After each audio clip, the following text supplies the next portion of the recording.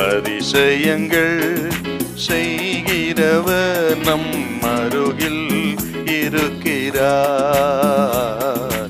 அற்புதங்கள் செய்கிறவர் என்றும் நமக்குள் வசிக்கிறார். மத்தேயு 10:42. சீஷன் என்னும் நாமத்து நிமித்தம் இந்த சிறியரில் ஒருவனுக்கு ஒரு கலசம் தண்ணீர் மாத்திரம் குடிக்க கொடுக்கிறவனும் தன் பலனை அடையாமற் போகான் என்று மெய்யாகவே உங்களுக்கு சொல்லுகிறேன். ஒரு கலசம் தண்ணீர்.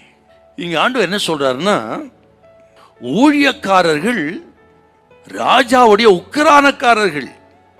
ராஜா அனுப்பின ஊழியக்காரரை ஏற்றுக்கொள்கிற ராஜாவை ஏற்றுக்கொள்கிறார்கள். அப்படி ஊழியக்காரரை ஏற்றுக்கொண்டு அவர்களுக்கு ஒரு கலசம் தண்ணி கொடுக்கிறவர்கள் அதன் பலனை நிச்சயமாய் அனுபவிப்பார்கள், அனுபவியாமல் இருக்கவே மாட்டார்கள் என்று. ஒரு கலசம் தண்ணீர் பெரிய ஆசீர்வாதத்தை கொண்டு வரும் என்று ஆண்டவர் இயேசு சொல்றார். பொதுவா மனிதர்களாகி நாம் இந்த சிறிய அளவு அற்பமா நினைக்கிறோம், பெரிய அளவை தான் ரொம்ப முக்கியமானதை நினைக்கிறோம் நம்ம. அது பொதுவாகவே மனுஷனுடைய சுபாவம். ஆனால் ஆண்டவர் அப்படி பார்க்கிறது இல்லை.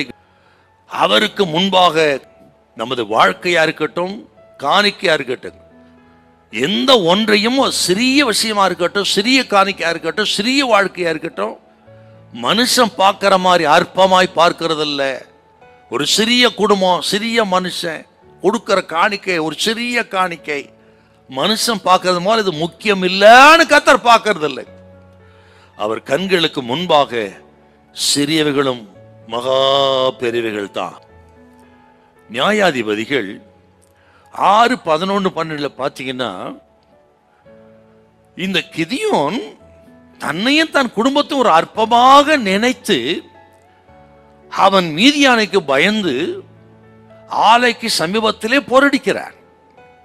அப்படி ஒரு சிறியவனாய் அற்பமாய் நினைத்த அவனை பார்த்து கர்த்தர் என்ன சொல்றாருங்க, நீ பராக்கிரமசாலி. ஆண்டவர் பார்க்கிற பார்வையே வேறங்க.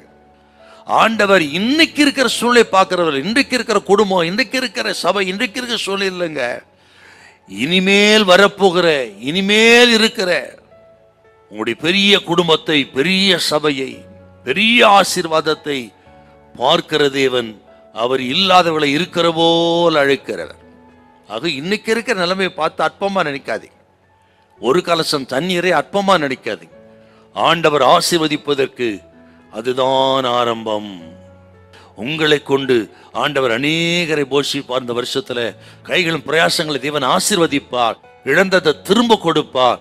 அந்த ஒரு கலசம் தண்ணீரை கனம் பண்ணுகிறவர் உங்களையும் கனம் பண்ணுவார். பயப்படாதீர்கள். ஹல்லேலூயா, ஹல்லேலூயா.